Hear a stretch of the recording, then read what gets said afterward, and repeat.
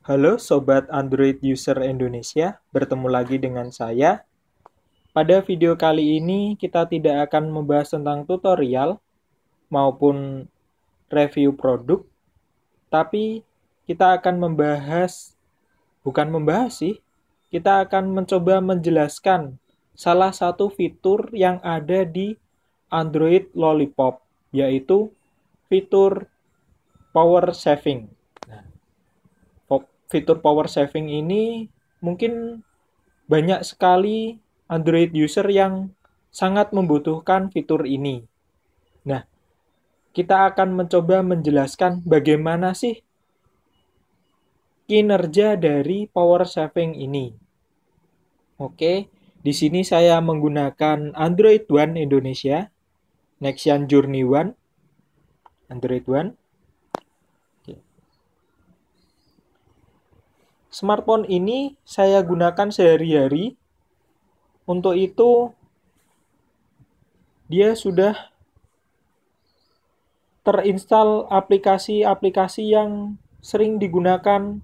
Mungkin kebanyakan Android user sering menggunakan aplikasi-aplikasi yang saya install ini. Jadi, kan ada perbedaan antara smartphone yang baru dibuka dari boxnya dengan smartphone yang sudah terinstall aplikasi.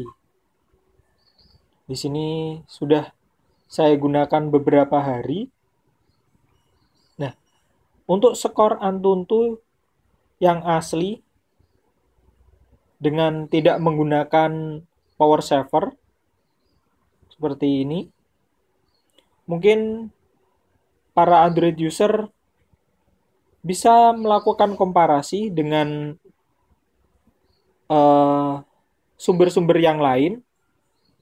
Kalau memang Android One Nexian Journey ini memang memiliki skor Antutu yang rata-rata sekitar 19.000 sampai 20.000. 19.800 sampai 20.000. Nah, lalu kita akan membahas tentang fitur power saver-nya. Nah, sebagai shortcut itu kita bisa mengklik pada logo baterai di sini, ikon baterai, maka akan muncul tampilan baterainya. Lalu di sini power saver. Oke. Nah, fitur power saver ini itu untuk membantu masa hidup baterai. Jadi, masa hidup antara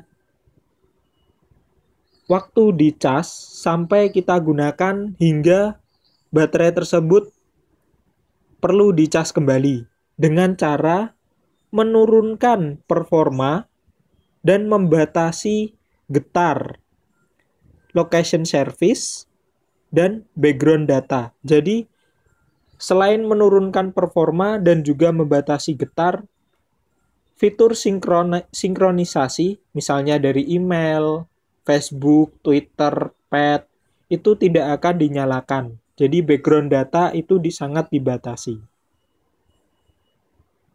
Nah, itu berguna untuk meminimalisir penggunaan baterainya.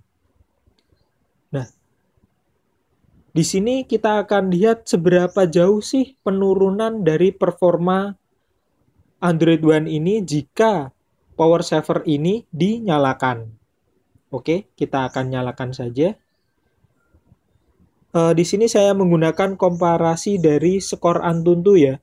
Jadi untuk lebih singkatnya kita akan melihat skor Antutunya. Jadi ini adalah skor Antutu pada saat power saver dimatikan sekitar 19.882.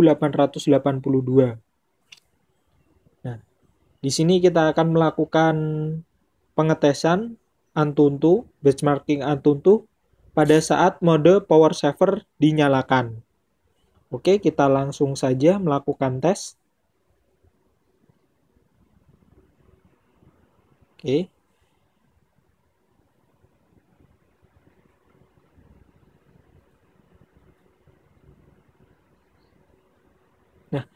sambil kita menunggu tes Antutu yang sedang berjalan, saya juga akan menambahkan sedikit. Jadi, pada saat mode power saver ini dinyalakan, sobat Android, user Android Indonesia, jika ingin misalnya sedang menunggu email atau sedang menunggu Twitter, itu jika sobat Android tidak membuka aplikasi tersebut, maka Twitter maupun emailnya tidak akan masuk secara sendirinya. Jadi kita harus merefresh secara manual agar Twitter maupun email maupun pet itu masuk ke aplikasi kita.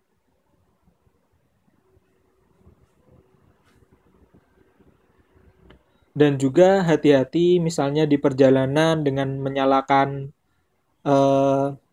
power saver ini, getar nada dering itu tidak akan menyala, jadi tidak akan terasa jika smartphone teman sobat Android ditaruh di saku, maka getarnya tidak akan terasa karena getarnya juga dimatikan dari sistem Android-nya.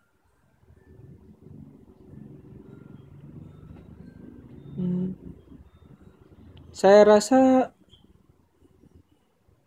terlihat lebih lama ya dari normal benchmarking. Jadi terlihat lebih lama benchmarking pada saat mode normal. Jadi ini terlihat lebih lama.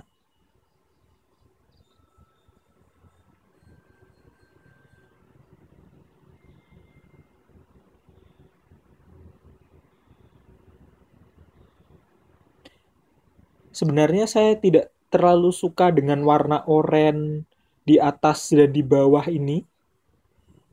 Semoga kedepannya Google mau menambahkan pilihan warna. Mungkin saya ingin mengganti dengan biru atau hitam sekalian. Jadi menyatu dengan user interface dengan yang lain.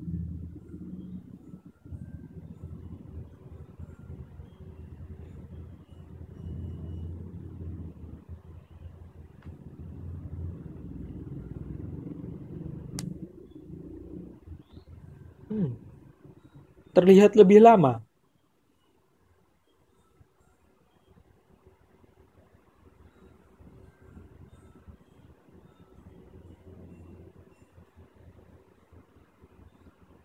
Oke.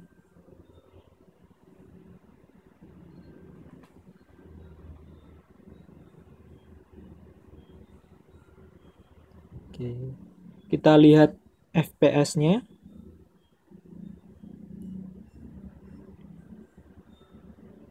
Tujuh 7,8, 7,5, 6,8, 6,1. Ya, menurut saya tidak jauh berbeda ya. Hanya terjadi penurunan 1 sampai 3 FPS. 7,3, 7,6, 7,1, 7,2, 6,9, 7,3 lagi, 8,2, 8,5, 9,6, 11,8, 11,6, 11,8, 11, 12. Nah, di sini terlihat penurunan sekitar 4.000 skor Antutu. Kita coba lihat detailnya. Oke. Ini saya jalankan dengan mode pesawat. Jadi benchmarking Antutu yang pada awal tadi saya juga jalankan dengan mode pesawat agar notifikasi-notifikasinya tidak masuk. Oke. Kita coba screenshot saja. Oh, bentar. Oke, screenshot. Lalu kita screenshot lagi untuk bawahnya. Oke, kita masuk ke quick picture, screenshot. Nah, kita bandingkan, ini adalah skor Antutu yang pertama, 19.000. Ini bawahnya. Oh, multitasking-nya sangat berkurang sekali. Runtime-nya hampir setengah. Multitasking dan runtime-nya hampir setengah berkurang skornya. CPU-nya di sini yang menggunakan power saver. Oh, hampir 700 poin. CPU Floyd.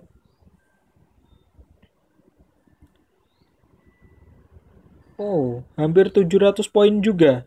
Jadi, skor kedua CPU-nya terpaut 700 poin. Lalu CPU yang kedua di sini 1187. Di sini 1000 lebih. 1000 lebih poin turunnya. Lalu yang single core-nya 972 menjadi 500. Untuk RAM, kita lihat RAM-nya di sini 1425, dan di sini untuk RAM terjadi penurunan yang sangat signifikan ya. RAM speed-nya tidak terlalu terjadi penurunan, hanya sekitar 250 poin. GPU ini untuk yang power saver. Ini GPU normal. I/O. Ini yang normal. Ini yang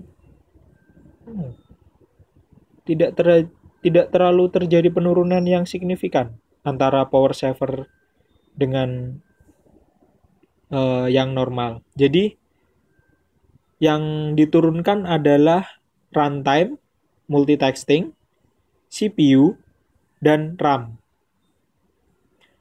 Sedangkan GPU dan I/O storage-nya tidak terlalu terjadi penurunan. Nah, jadi memang power saver yang ada di Android Lollipop ini memang benar-benar bekerja untuk memperpanjang masa pakai baterainya hingga pengecasan kembali. Tapi dengan catatan bahwa tadi terjadi penurunan performa, pembatasan getar, hingga penonaktifan sinkronisasi untuk email dan Twitter, pet, Instagram, dan lain-lain, itu tidak akan terjadi sinkronisasi. Oke.